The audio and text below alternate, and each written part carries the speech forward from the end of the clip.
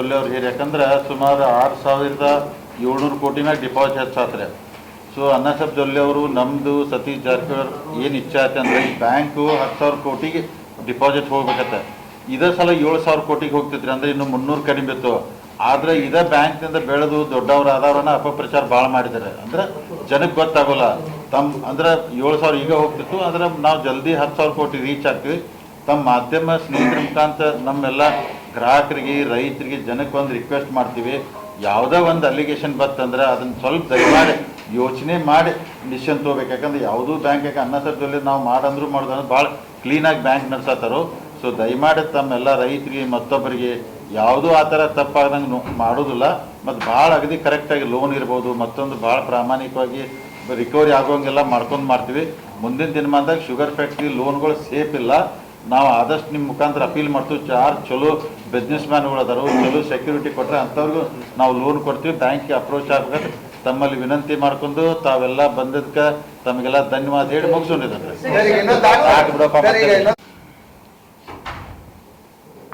Belgaum district cooperative ಬ್ಯಾಂಕಿನ 25-26ನೇ ಸಾಲಿನ ಒಂದು ಅಡಾವೆ ತಮ್ಮ ಮುಂದೆ ಇಡಲು ಅಗದಿ ಸಂತೋಷ ಅನಿಸ್ತದೆ. ಠೇವು ಸಂಗ್ರಹಣೆಯಲ್ಲಿ ನಮ್ಮ ಇವತ್ತು ಮಾರ್ಚ್ 31ಕ್ಕೆ ಇದ್ದಂತೆ 6,703 ಕೋಟಿ 36 ಲಕ್ಷ, ಅಂದರೆ ಹೋದ ವರ್ಷಕ್ಕಿಂತ 614 ಕೋಟಿ 30 ಲಕ್ಷ ಹೆಚ್ಚಾಗಿದೆ ಅಂತ ಹೇಳಲು ಸಂತೋಷ ಅನಿಸ್ತದೆ. ಡಿಪಾಸಿಟ್ 6,703 ಕೋಟಿ 3.36, ನಿಮ್ಗೆ ಅದಲ್ಲಿ ಎಲ್ಲ ಕೊಟ್ಟು ಬಿಡ್ತೇವೆ ನಾವು. ಮತ್ತು ಆಮೇಲೆ 616 ಕೋಟಿ 30 ಲಕ್ಷ ಹೆಚ್ಚಾಗಿದೆ. ಇದು ಹೋದ ಮಾರ್ಚಿಗೆ ಕಂಪೇರ್ ಮಾಡಿ ಈ ಮಾರ್ಚ್ ಒಳಗೆ ಕಂಪೇರ್ ಮಾಡಿದ್ದಾರೆ. ಅದರಂತೆ ಕೃಷಿ ಸಂಬಂಧಿಸಿದ ಸಾಲ ವಿತರಣೆ, ಅದರಲ್ಲಿ ಯಾವ ಪ್ರಕಾರ ನಾವು ಸಾಲ ಕೊಟ್ಟಿದ್ದೀವಿ ಅಂದರೆ ಸುಮಾರು 4,77,466 ಜನ ರೈತರಿಗೆ 3,818 ಕೋಟಿ 79 ಲಕ್ಷ 0% ಬಡ್ಡಿದಲ್ಲಿ ಬೆಳೆ ಸಾಲವನ್ನು ಹಂಚಿದ್ದೆವು. 444 ಜನ ರೈತರಿಗೆ 24 ಕೋಟಿ 54 ಕೋಟಿ ಟ್ರ್ಯಾಕ್ಟರ್ ಸಾಲ ಮತ್ತು ಪೈಪ್ಲೈನ್ ಸಾಲ ಹಂಚಿದ್ದೇವೆ. ಅದೇ ಪ್ರಕಾರ 165 ಸಂಘಗಳಿಗೆ 22.89 ಕೋಟಿ ಗೋಡೌನ್ ಸಾಲ ವಿತರಿಸಲಾಗಿದೆ. ಇದು 0% ಇರ್ತದೆ ಅವರಿಗೆ ಗೋಡೌನ್ ಸಾಲದಲ್ಲಿ. ಮತ್ತು ಪರ್ ಮೆಟ್ರಿಕ್ ಟನ್ ಗೋಡೌನ್ ಕಟ್ಟಿದ್ದಕ್ಕೆ 750 ರೂಪಾಯಿ ಸಬ್ಸಿಡಿ ಕೂಡ ಇರ್ತದೆ. ಅದೇ ಪ್ರಕಾರ ಸ್ವಸಹಾಯ ಸಂಘಗಳಿಗೆ 918 ಸ್ವಸಹಾಯ ಸಂಘಗಳಿಗೆ 36.18 ಕೋಟಿ ಸಾಲವನ್ನು ವಿತರಿಸಲಾಗಿದೆ. ಮಹಿಳಾ ಸಂಘಗಳಿಗೆ ರೂಪಾಯಿ 5 ಲಕ್ಷವರೆಗೆ 0% ಮತ್ತು 5ರಿಂದ 10 ಲಕ್ಷವರೆಗೆ 4% ಈ ಪ್ರಕಾರವಾಗಿರ್ತದೆ. ಇನ್ನು ಕೃಷಿಯೇತರ ಸಾಲ ಅಂದರೆ ದ್ವಿಚಕ್ರ ವಾಹನ ಇರ್ಬೋದು, ಕಾರ್ ಇರ್ಬೋದು, ಟ್ರ್ಯಾಕ್ಟರ್ ಇರ್ಬೋದು, ವಾಣಿಜ್ಯ ವೆಹಿಕಲ್ಸ್ ಇರ್ಬೋದು, ಹೌಸಿಂಗ್ ಸಾಲ, ಮಾರ್ಟ್ಗೇಜ್ ಸಾಲ, ಈ ಎಲ್ಲದಕ್ಕೂ 160.28 ಕೋಟಿ ಕೃಷಿಯೇತರ ಸಾಲ, ಅದು ಸುಮಾರು 10.5ರಿಂದ 13ವರೆಗೆ ಬಡ್ಡಿ ದರದಲ್ಲಿ. ಬಂಗಾರ ಸಾಲ ಕೂಡ 176 ಕೋಟಿ 36 ಲಕ್ಷ 10% ಬಡ್ಡಿ ದರದಲ್ಲಿ ವಿತರಿಸಲಾಗಿದೆ. ಅದೇ 25-26ನೇ ಸಾಲಿನಲ್ಲಿ ಪ್ರಸ್ತುತ ಸಾಲಿನಲ್ಲಿ ನಮ್ಮ ಬ್ಯಾಂಕ್ ಸುಮಾರು 56 ಕೋಟಿ 25 ಲಕ್ಷವನ್ನು ಲಾಭವನ್ನು ಗಳಿಸಿದೆ. ಆ ಲಾಭದಲ್ಲಿ ಇನ್ನೂ ನಾವು ಸರ್ಕಾರದಿಂದ ಮಾನ್ಯತೆ ಪಡೆದಂಥ ಮತ್ತು ಕಾಯ್ದೆಯಲ್ಲಿ ಕಾನೂನಾತ್ಮಕವಾಗಿ ಬೋನಸ್ ಇರ್ಬೋದು ಮತ್ತು NPA ಇರ್ಬೋದು, ಈ ಡಿಸ್ಟ್ರಿಬ್ಯೂಷನ್ ಮಾಡ್ತಾಯಿದ್ದೀವಿ. ಬೋನಸ್ ಕೂಡ ನಾವು ಸದಸ್ಯರಿಗೆ 15% ಬೋನಸ್ ಮತ್ತು 6% ಇನ್ಸೆಂಟಿವನ್ನು ಕೊಡ್ತಾರೆ. ಅಂದರೆ 21% ನಮ್ಮ ಕಾರ್ಮಿಕರಿಗೆ, ಸಿಬ್ಬಂದಿ ವರ್ಗದವ್ರು ಈಗಾಗಲೇ ಕೂಡ ಡಿಕ್ಲೇರ್ ಕೂಡ ಮಾಡಿದಾಗ. ಅದೇ ಪ್ರಕಾರ ಯಶಸ್ವಿನಿ ಯೋಜನೆ ನಿಮಗೆಲ್ಲ ಗೊತ್ತಿದ್ದ ವಿಷಯ. ಆರೋಗ್ಯ ಸ್ಕೀಮನ್ನು ಸರ್ಕಾರ, ಕರ್ನಾಟಕ ಸರ್ಕಾರ ಸಹಕಾರ ರಂಗದಲ್ಲಿ ಇರ್ತಕ್ಕಂಥ ಎಲ್ಲ ಸದಸ್ಯರಿಗೆ ಈ ಒಂದು ಯೋಜನೆಯನ್ನು ಜಾರಿಗೊಳಿಸಿದೆ. ಅದರಲ್ಲಿ ಸುಮಾರು 3,64,204 ಜನ ರೈತ ಸದಸ್ಯರಿಗೆ 26-27ನೇ ಸಾಲಿನಲ್ಲಿ ಈಗಾಗಲೇ ನೋಂದಣಿ ಮಾಡಲಾಗಿದೆ. ಒಂದು ಕುಟುಂಬಕ್ಕೆ 5 ಲಕ್ಷವರೆಗೆ ವಿಮೆ ಸಿಗ್ತದೆ. ಮತ್ತು ಅವ್ರ ಪ್ರೀಮಿಯಮ್ ಅದಕ್ಕೆ ಎಷ್ಟು ಇರ್ತದೆ ಅಂದರೆ ಒಂದು ಕುಟುಂಬಕ್ಕೆ 500 ರೂಪಾಯಿ, ಅಂದರೆ 4 ಜನ ಕುಟುಂಬ ಇದ್ರೆ 500 ರೂಪಾಯಿ.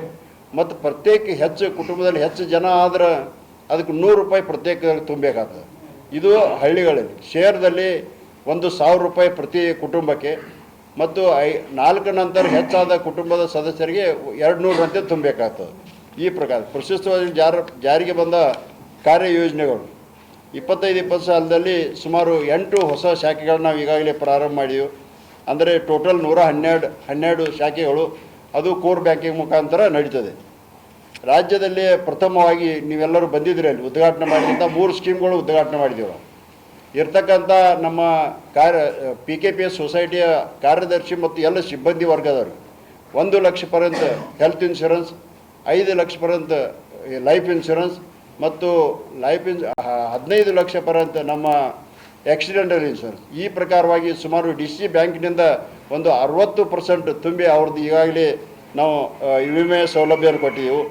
ಮತ್ತು ಬ್ಯಾಂಕಿನ ಡಿಜಿಟೀಕರಣಕ್ಕೆ ಸಂಬಂಧಿಸಿದಂತೆ ಗ್ರಾಹಕರ ತ್ವರಿತ ವ್ಯವಹಾರಕ್ಕಾಗಿ IMPS ಅಂದರೆ ಇಮಿಡಿಯೇಟ್ ಪೇಮೆಂಟ್ ಸರ್ವಿಸ್ ಸೌಲಭ್ಯವನ್ನು ಕಲ್ಪಿಸಲಾಗಿದೆ. ಅತಿ ಶೀಘ್ರದಲ್ಲಿ UPI ಯೂನಿಫೈಡ್ ಪೇಮೆಂಟ್ ಇಂಟರ್ಫೇಸ್ ಸೇವೆ ಕೂಡ ಆರಂಭಿಸಲಾಗುವುದು. ಅದೇ ಪ್ರಕಾರ ನಮ್ಮ ಬ್ಯಾಂಕಿನ ಪ್ರಧಾನ ಕಚೇರಿಯಲ್ಲಿ ATM ಆಟೋಮೇಟೆಡ್ ಟೆಲ್ಲರ್ ಮಷಿನ್ ಒಂದೇ ಇದೆ. ಇನ್ನು ಮುಂದಿನ ದಿನಮಾನದಲ್ಲಿ ನಾವು ಪ್ರತಿಯೊಂದು ಬ್ರಾಂಚ್ನಲ್ಲಿ ಮತ್ತು ಪ್ರತಿಯೊಂದು ತಾಲೂಕಾ 5 ಸ್ಥಳಗಳಲ್ಲಿ ಕೂಡ ಹೆಚ್ಚಿನ ಒಂದು ATM ಕೂಡ ಒಂದು ಅಳವಡಿಸಿದೆ. ರಿಸರ್ವ್ ಬ್ಯಾಂಕ್ ಆಫ್ ಇಂಡಿಯಾ ಮತ್ತು ನಾಬಾರ್ಡ್ ಮಾರ್ಗಸೂಚನೆಯಾಗಿ ಸೈಬರ್ ಸುರಕ್ಷತಾ ಫ್ರೇಮ್ ವರ್ಕನ್ನು ಕೂಡ ಬ್ಯಾಂಕಿನಲ್ಲಿ ಜಾರಿಗೆ ತರಲಾಗಿದೆ. ಅದೇ ಪ್ರಕಾರ ಪ್ರಾಥಮಿಕ ಕೃಷಿ ಪತ್ರವನ್ನು ಸದೃಢಗೊಳಿಸಬೇಕಾದ್ರೆ ಬ್ಯಾಂಕಿನ ವಿತರಿಸುವ ಕೃಷಿಯೇತರ ಸಾಲಗಳು ಪ್ರತಿ ಕಾರ್ಮಿಕ ಪ್ರಾಥಮಿಕ ಕೃಷಿ ಸಂಘ ಮುಖಾಂತರ ಕೂಡ ನಾವು ಈಗಾಗಲೇ ಪ್ರಾರಂಭ ಮಾಡಲಾಗಿದೆ.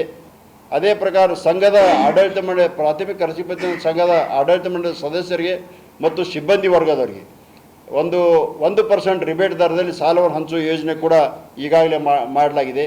ಮತ್ತು ನೀವು ಭಾಳ ಸಲ ಬಹುತೇಕ ಪ್ರೆಸ್ ಮೀಟ್ ಬಂದಾಗ ನೀವಿರ್ಬೋದು ಅಥವಾ ಕೆಲವೊಂದು ಯೂಟ್ಯೂಬ್ನಲ್ಲಿ ಭಾಳಷ್ಟು ಚರ್ಚೆಗೆ ಗ್ರಾಸವಾದಂಥ JN ಇನ್ಫ್ರಾಸ್ಟ್ರಕ್ಚರ್ ಅಂದರೆ ಜಯಂತ್ ಶೆಟ್ಟಿಯವರು 130 ಕೋಟಿ 5 ಎಕರ್ ಮೇಲೆ ತೊಗೊಂಡಿರೋದು ಭಾಳಷ್ಟು ಒಂದು ವಿಷಯ ಆಗಿದೆ. ಆದರೆ ನಾನು ಇವತ್ತು ಹೇಳ ಬಯಸ್ತೇನೆ, ನಮ್ಮ ಒಳ್ಳೆಯ ಕಸ್ಟಮರ್ ಅವರು.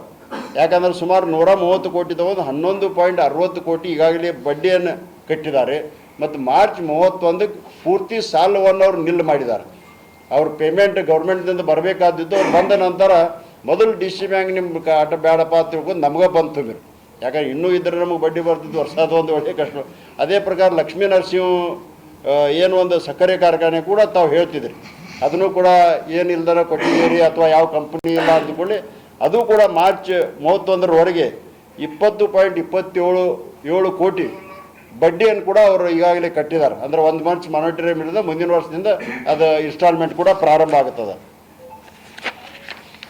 ಅದರ ಮೇಲೆ ನಮ್ಮ ಇವತ್ತು ಷೇರ್ ಬಂಡವಾಳ ಈಗ ಮಾರ್ಚ್ 31 25ಕ್ಕೆ 303 ಕೋಟಿ ಇದ್ದದ್ದು ಇವತ್ತು 335 ಕೋಟಿ ಈ ವರ್ಷದಲ್ಲಿ, ಅಂದರೆ 32.71 ಲಕ್ಷದಷ್ಟು ಈಗಾಗಲೇ ಹೆಚ್ಚಾಗ್ಯದ. ಅದೇ ಪ್ರಕಾರ ನಮ್ಮ ನಿಧಿಗಳು ಅಂದರೆ ನಮ್ಮ ಫಂಡ್ಸ್ 375 ಕೋಟಿ ಇದ್ದದ್ದು 396 ಕೋಟಿ ಆಗ್ಯದ, ಅಂದರೆ 20 ಕೋಟಿ ಹೆಚ್ಚಾಗ್ಯದ. ಠೇವುಗಳು 6087 ಕೋಟಿ ಇದ್ದದ್ದು 6700 ಅಂದರೆ 616 ಕೋಟಿ ಹೆಚ್ಚಾಗ್ಯದ. ಹೊರಗಿನ ಸಾಲಗಳು ನಾವೇನು ಹೊರಗಿಂದ ನಾಬಾರ್ಡ್ ಅಥವಾ ಅಪೇಕ್ಷ ಬ್ಯಾಂಕಿನಿಂದ ಸಾಲವನ್ನು ತರ್ತಿದ್ದೆವು 1666 ಇದ್ದದ್ದು 2175 511 ಕೋಟಿ ಸಾಲವನ್ನು ಕೂಡ ಹೆಚ್ಚು ತಗೊಳ್ಳಲಾಗಿದೆ. ಗುಂತಾವಣೆಗಳಂದ್ರೆ ನಾವು ಇನ್ವೆಸ್ಟ್ಮೆಂಟ್ ಮಾಡಿದ್ದು ಹೋದ ಮಾರ್ಚ್ನಲ್ಲಿ 25 ಮಾರ್ಚ್ನಲ್ಲಿ 2275.80 ಇದ್ದದ್ದು ಈ ಸಲ 2519.27 ಕೋಟಿಯನ್ನು ನಾವು ಈಗಾಗಲೇ ರಿಸರ್ವ್ ಇಟ್ಟಿದ್ದೆವು. ಅಂದರೆ 845 ಕೋಟಿ ನಮ್ಮ ಇನ್ವೆಸ್ಟ್ಮೆಂಟ್ ಕೂಡ ಹೆಚ್ಚಾಗ್ಯದ. ಅದೇ ಪ್ರಕಾರ ಲಾಭ ನೀವು 56 ಕೋಟಿ ಅಂದ್ರೆ ಸುಮಾರು 23 ಕೋಟಿಯಷ್ಟು ಈಗಾಗಲೇ ಹೋದ ವರ್ಷಕ್ಕಿಂತ ಹೆಚ್ಚಾಗ್ಯದ. ದುಡಿಯೋ ಬಂಡವಾಳ 8592 ಹೋದ ವರ್ಷ ಇತ್ತು. ಈ ವರ್ಷದಲ್ಲಿ 9776 ದುಡಿಯೋ ಬಂಡವಾಳ ಅಂದ್ರೆ 1183.30 ಕೋಟಿ ಈಗಾಗಲೇ ಹೆಚ್ಚಾಗ್ಯದ.